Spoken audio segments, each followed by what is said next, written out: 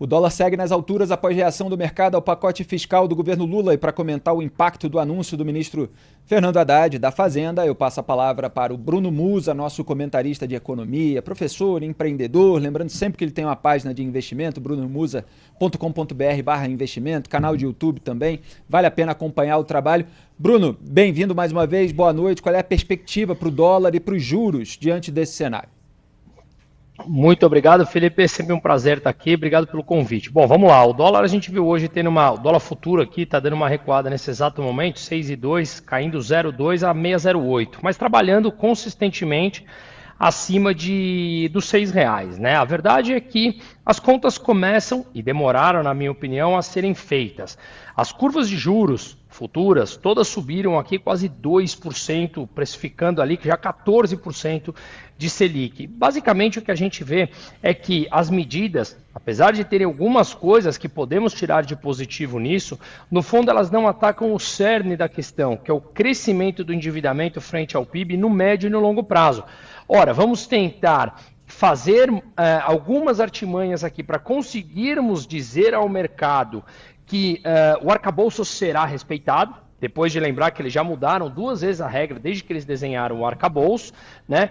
Mas mesmo assim apresentarão um déficit que supostamente está dentro da meta, mas o que começou a ser precificado é que aqueles gastos parafiscais, ou seja, aqueles gastos que deveriam entrar como despesa primária, mas eles colocam por uma canetada como despesa financeira, não entra dentro do orçamento.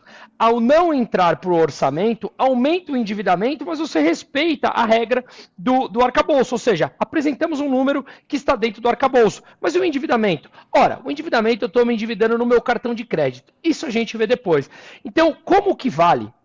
O endividamento frente ao PIB, que não foi atacado com esses cortes de gastos, o que nós vemos é o dólar trabalhando acima de 6 por conta de cálculos.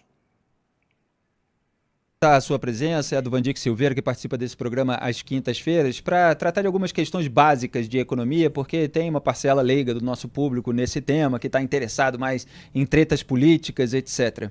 A gente vê o script sempre se repetir. Você tem ou um anúncio do governo federal ou uma declaração do Lula que vai contra a responsabilidade fiscal, a meta de atingir um equilíbrio das contas públicas, e aí sempre tem uma reação do mercado, e aí vem a Gleisi Hoffmann, presidente do PT, como outros representantes aí dessa esquerda em torno do Lula, para atacar o mercado como se eles fossem os representantes do povo e o mercado fosse o representante da elite.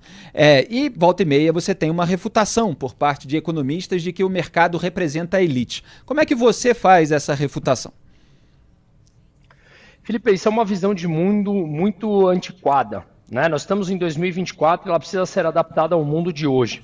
Para te dar essa resposta, eu gosto sempre de trazer exemplos reais. Vamos lá, eu fiz um vídeo que você mencionou do meu canal, que eu super agradeço, sobre o Milei. A The Economist, uma revista social-democrata, ou seja, que defende ideias, na minha opinião, de centro-esquerda, fez uma matéria sobre o Milei que ela poderia, como já fez algumas vezes, ridicularizar, entre aspas, a personalidade e a pessoa do Milei e as suas ações. Vale a pena ler. Eu peguei trechos e coloquei no meu vídeo. Ela enaltece o Milei, ela enaltece as políticas de redução do Estado, falando que uma nova onda de diminuição do gasto público está sendo transbordada para outros países e que ele precisa ser olhado de perto porque ele está mostrando para o mundo que o resultado aparece mais rápido do que se esperava. O FMI já enalteceu. Amanhã eu subo um vídeo no meu canal também falando sobre a França. Vocês devem estar acompanhando também que o primeiro-ministro está sofrendo uma moção de censura, uma moção de desconfiança, e ele pode perder o cargo com apenas 2 meses, porque ele está querendo apresentar ajustes fiscal na França. Vamos lembrar que a França é o maior estado do mundo. Tem um peso, os gastos públicos têm um peso em 60% do PIB, maior estado do mundo. E precisa reduzir sim ou sim, com déficit fiscal de 6,2% do PIB. O que eu quero dizer, dando esses exemplos reais, é que o mundo precisou passar por dores, e ainda vai passar muito. O endividamento público atingiu hoje um novo recorde, 320% do PIB global. Precisa encarar que temos que diminuir o gasto público. E, portanto, o Lula passou da hora dele mudar a visão de mundo dele. Mas, de novo, ele não acredita nisso. Ele só sabe governar intervindo, dizendo que está fazendo ações e políticas para os mais pobres. Só que as políticas de gasto público acabam trazendo inflação, que é prejudicial para o mais pobre. Mas o ciclo econômico, Felipe, ele não é de 6 meses, 1 ano.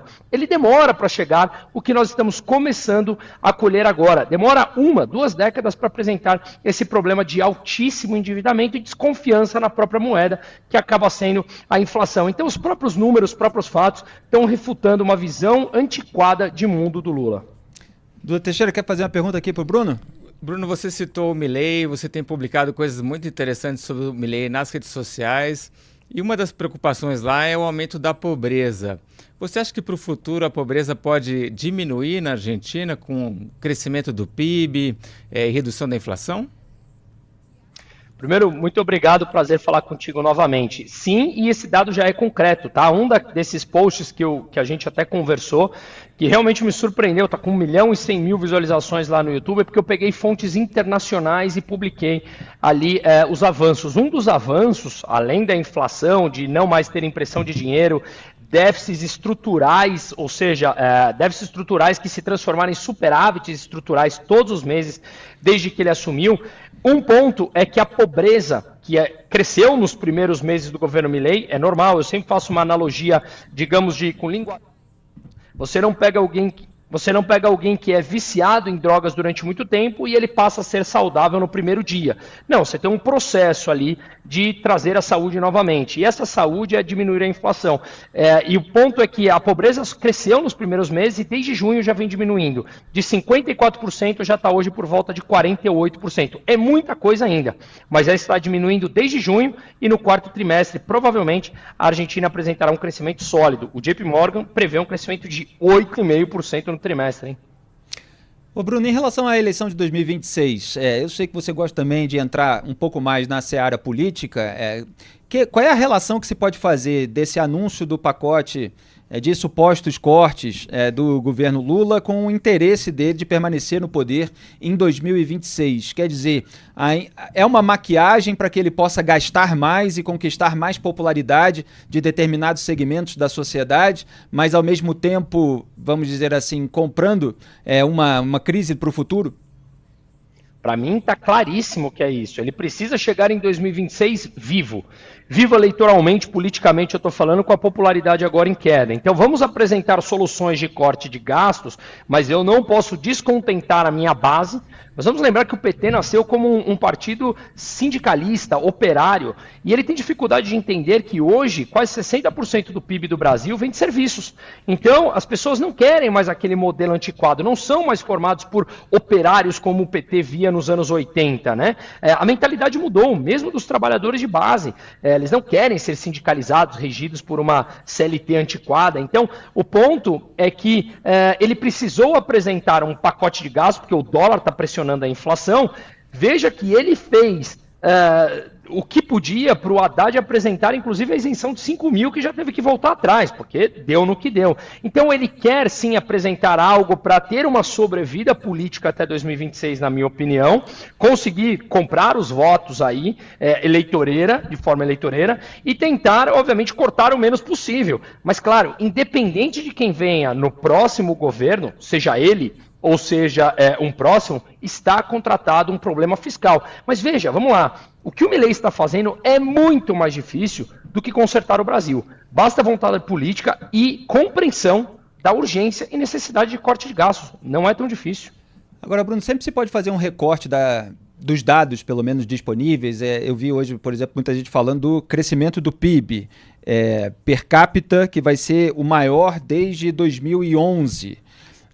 Excetuando-se a recuperação de 2021, então, depois do tombo da pandemia.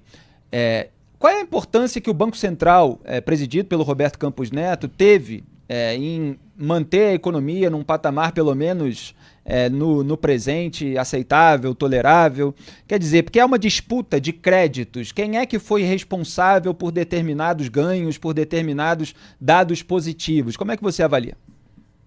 Bom, eu acho que essa pergunta é extremamente importante e vamos lá, eu tenho algumas discordâncias, mas é o que eu sempre falo, é muito fácil você discordar do lado de fora. Eu talvez, olhando do lado de fora e conhecendo pouco da máquina pública, ou nada atuando diretamente, eu sempre fui da iniciativa privada, eu acho que eu não teria levado os juros a 2% lá atrás. Mas, de novo, opinar de fora é muito fácil. A verdade é que a gente tem que lidar com fatos. E durante muito tempo, o Brasil foi um país com inflação mais baixa do que Estados Unidos e Europa, pela atuação do próprio Roberto Campos Neto, ao entender que a inflação seria inevitável no mundo, enquanto o próprio Federal Reserve, o Banco Central Americano, se recusava a aceitar que a inflação já era uma realidade. Então o Brasil começou a subir a taxa de juros antes e isso ajudou a convergir para a meta, ou próxima meta, aquela inflação naquele momento, onde o mundo ainda lidava com um problema extremamente importante. Ainda na minha opinião, algo importante a inflação, teremos que lidar com ela para os próximos anos, mas obviamente longe daquele pico que foi ali no auge da pandemia. Então eu acho que ele tem sim seus méritos e ele teve uma condução tentando manter essa autonomia do próprio Banco Central ao longo dos dois governos, do governo passado e desse governo, onde obviamente ele enfrentou ali uma briga com metralhadora, tomando tiro a todos os lados. Gleisi Hoffmann, como você mencionou, é uma delas, que não tem a menor ideia do que fala, mas a gente vê que ele se manteve firme ali. Então eu considero que foi um trabalho entre acertos e erros, tenho certeza que ele também acha que houve acertos e erros ao longo da jornada, não é fácil você conduzir dessa forma, é um país tão volátil como o Brasil, mas sem dúvida nenhuma, na minha opinião, o saldo é extremamente positivo. E convenhamos, a inflação agora não tem absolutamente nada a ver com o Banco Central. Tanto é que todos os indicados do Lula estão falando que os juros têm que voltar para 13, 14, ou mais ou menos nesse patamar, inclusive falando de um eventual risco de dominância fiscal, que é basicamente, você pode subir os juros, que a desconfiança na moeda já virou tão grande que a inflação ela passa a ser inercial. Marcos Mendes está falando sobre isso, Marcos Elias está falando sobre isso, enfim, então são economistas renomados, importantes, falando que a dominância fiscal, se continuar desse jeito, é uma realidade próxima. Duda Teixeira, para a gente concluir. Bruno, agora supondo que o Galípolo assuma o Banco Central ano que vem e suba os juros assim, sem dó nenhuma, realmente pensando em conter a inflação. Um juros de 14%, 15%, isso já tem um impacto assim, negativo no sentimento da população? Eu acho que sim, Duda. Eu acho que, na verdade, ter agora os juros tem que subir, eu acho que tem que subir agora, mas de 13, 13,5 ou 14, eu já acho que não faz mais diferença. O crédito no Brasil ele é muito mais caro por outros fatores, burocracia, pouca competição, né? Mercado mais fechado, poucos concorrentes, impostos, você tem uma legislação que favorece o devedor e não ao credor, uma dificuldade de recuperação de crédito do inadimplente. Você tem uma série de problemas estruturais ali que mantém os juros muito mais alto do que a própria Selic, né? Mas eu acho que essa mensagem de ter que subir os juros, ela é uma mensagem assim, estamos preocupados. Vocês estejam atentos com esses gastos, porque senão realmente a inflação volta a ser uma realidade. A gente deixou, digamos, a inflação galopante alguns anos atrás, mas ela pode voltar se nós nos desfizermos dos pilares básicos que traz sustentação e estabilidade para a moeda. Então, acho que é uma mensagem importante a ser passada. Estamos de olho, as decisões têm sido unânimes para subir a taxa de juros. Cortem os gastos, senão a inflação volta. E não há nada pior para um governante de turno do que a inflação. É perder poder de compra e, consequentemente, perder votos diretamente. E, Bruno, só para encerrar, se você tivesse assim uma listinha para entregar para o Haddad, olha, onde cortar gastos, quais seriam os tópicos que você entregaria nesse guardanapo? Eu acho que eu não seria muito bem ouvido, Felipe, mas basicamente a gente teria que começar com algumas coisas ele anunciou, por exemplo, atacar os super salários. A gente teria que começar, na minha opinião, com uma reforma administrativa extremamente ampla. Acabar com as benesses, acabar com muitos desses cargos. Eu fiz um vídeo explicando que a gente tem 70% de estabilidade dos funcionários públicos, nós precisamos atacar isso de frente, mudar a Constituição, não dá para você ter cargos como secretários, cargos administrativos no geral, com 70% dos 12,2 milhões de funcionários públicos com estabilidade. Ou seja, isso não tem o menor cabimento em 2024, isso é disfuncional e, consequentemente, você acaba atacando com uma reforma dessa de frente os gastos públicos. Aí, obviamente, você tem uma série de outras coisas que variam disso. Por exemplo, nós temos um legislativo mais caro do mundo, nós temos um judiciário mais caro do mundo, que envolve todos aqueles gabinetes, a gente teria um corte de ministério severo, porque muitos deles poderiam ser incorporados por outros e não teriam que ter aquela cabide de emprego dentro dos ministérios. Nós aí estamos falando já de bilhões. E quando você vai impondo esses cortes, uma nova mentalidade vai entrando na sociedade, você dá tempo para você surfar essa onda positiva, como a Argentina está entrando, e a janela de Overton acaba caminhando e essas ideias passam a ter uma aceitação e um pedido maior por parte da sociedade. Ou seja, uma reforma administrativa, corte de ministérios e acabar com as benesses dos super salários já seria algo que de cara a gente passaria uma mensagem. Dali varia uma série de outras mudanças. Maravilha, tá aí esse primeiro bloco, um resumão político-econômico com Bruno Musa. Sigam o canal de YouTube dele, também a página de investimentos, brunomusa.com.br/investimento. Muito obrigado pela participação aqui no Papo Antagonista. Boa noite, bom trabalho, Bruno. Muito boa noite, Felipe. Sempre um prazer. Duda, um grande abraço para vocês. Muito obrigado.